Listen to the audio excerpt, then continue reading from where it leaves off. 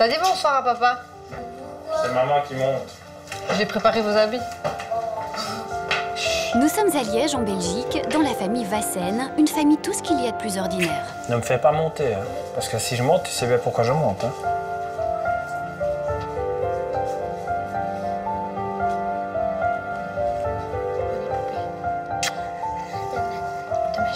Comme tous les soirs, Daphné, 31 ans, couche ses enfants, et Laïa, Joshua et Ilona, pendant que Christophe, son mari, débarrasse le dîner. Et comme à leur habitude, une fois les enfants couchés, Daphné et son mari se retrouvent un peu tous les deux. Tu vas pas te mettre comme Ça, c'est la classe dans le divan. Ouais. Comme ça. Sachez que la femme commande toujours la télévision. T'es fatiguée? Mais si Daphné a l'air d'une mère de famille comme les autres aujourd'hui, ce n'est pas tout à fait le cas.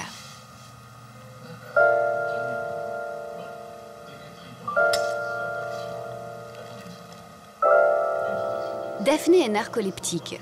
À cause de cette maladie, elle peut s'endormir n'importe où et n'importe quand.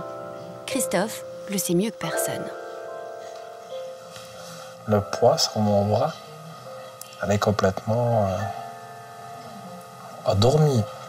C'est la maladie, hein. C'est avec clap, hein. C'est un interrupteur qu'on coupe. Hein. Quand j'étais plus jeune, j'ai quand même paniqué quelques fois.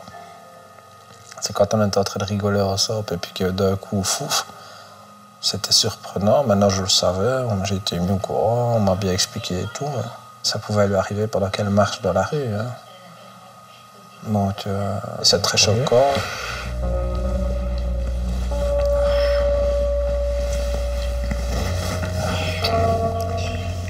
Quand elle se réveille quelques minutes plus tard, Daphné se sent mal.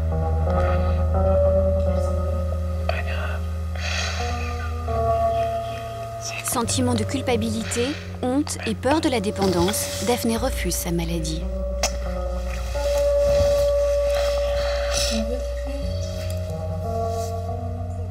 Oui, je m'en vais.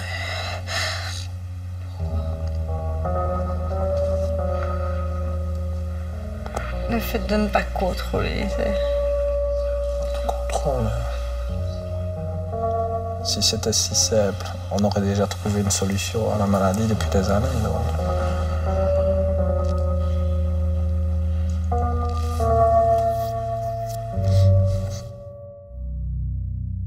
C'est à l'âge de 9 ans, après de nombreux accès de sommeil et des chutes inexpliquées, que Daphné est diagnostiquée narcoleptique dans un centre du sommeil.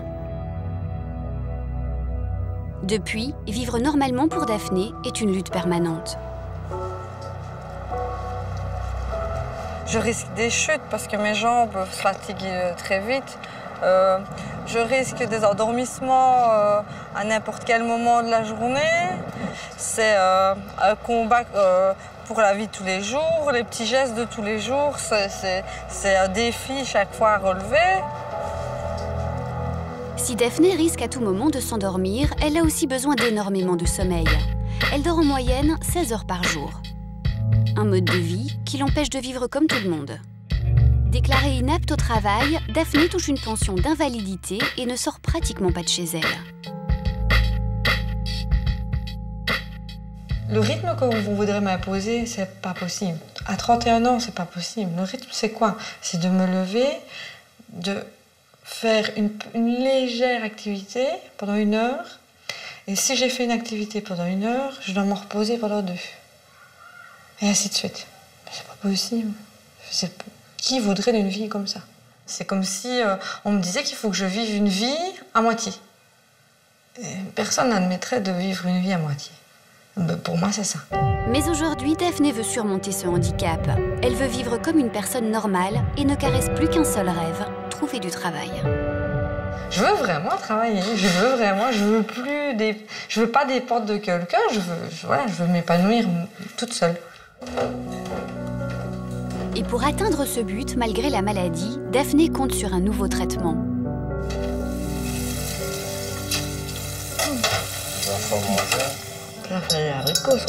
Des médicaments qui lui permettent de rester éveillée.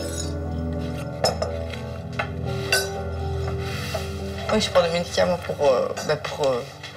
pour que le réveil soit total, que je me réveille convenablement, que je tienne éveillée. Parce que là, En fait, ça agit comme des amphétamines. c'est des amphétamines.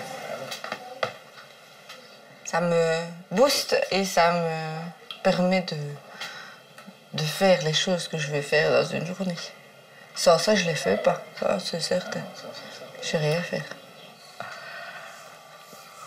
Si ce traitement prévient les crises d'endormissement, il peut s'avérer dangereux pour le cœur à haute dose. Mais pour vivre autrement, Moi, j'ai couru Daphné dans est ça. prête à courir le risque. Les médicaments, ils mettent 20 minutes pour faire effet vraiment. Maintenant, là, je mange, donc j'ai une source d'énergie qui arrive. Donc ça m'aide. Ouais, 20 minutes et puis là, je suis bien alors. À peine réveillée, Daphné peut s'investir dans son rôle de mère. Oh là là. Je sais pas si le matin je suis une maman comme une autre parce que j'essaye en tout cas. Je fais tout pour, mais j'ai plus de difficultés qu'une autre. Parce que, pour moi, faire une tresse, c'est très douloureux, très difficile. J'ai très mal dans les doigts, mais je veux quand même continuer, donc. Mais c'est vrai que c'est difficile. Aujourd'hui, tu vas bailler. Ça ne sert pas à grand chose, ça. Bon, on essaye, hein, chérie. On fait en sorte que ça aille. Bah, ça va. Ouais. Ce matin, Daphné tient à ce que ce soit elle qui emmène les enfants à l'école.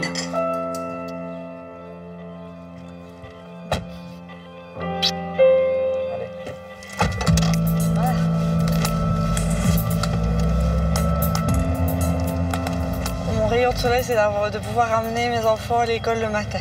Et je suis tout seul. Oui, Jojo, assis convenablement. Pour certains, c'est une corvée. Moi, j'adore ça. En tant que narcoleptique, Daphné n'a pas le droit de conduire. Mais qu'importe, grâce aux médicaments, elle réduit les risques de faire un malaise pendant la durée du trajet. Ça peut aussi me faire penser que je suis comme tout le monde. J'ai la possibilité de le faire. Ma maladie ne me l'a pas encore enlevé. Tant que je peux le faire, je fais.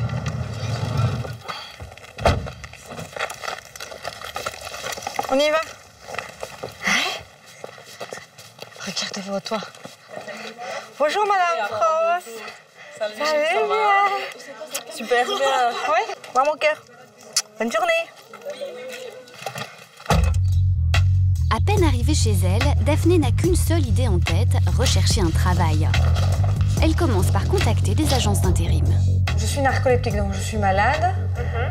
Pour savoir si vous savez un peu quelles sont mes chances de pouvoir obtenir un emploi malgré que je sois malade. Ça dépend. Le problème, c'est que la loi lui impose d'informer l'employeur de sa maladie. Et à chaque fois qu'elle en fait part, la réponse est la même. C'est vrai que si vous dites à votre employeur que vous risquez de tomber endormi 4 heures sur votre journée de travail, ça c'est difficile à dire. Pour la société, la narcolepsie est une maladie qui ne permet pas de travailler. Faut être honnête, si ils vont noter que je suis malade, il n'y a aucun employeur qui va vouloir de moi. Maintenant, ben voilà, c'est bien ce que je dis, il faut que j'arrive à pouvoir dépasser ce stade-là et arriver devant les personnes pour pouvoir avoir peut-être une chance, je pense. Mais Daphné ne se décourage pas. De toute façon, on va trouver, hein, pour finir.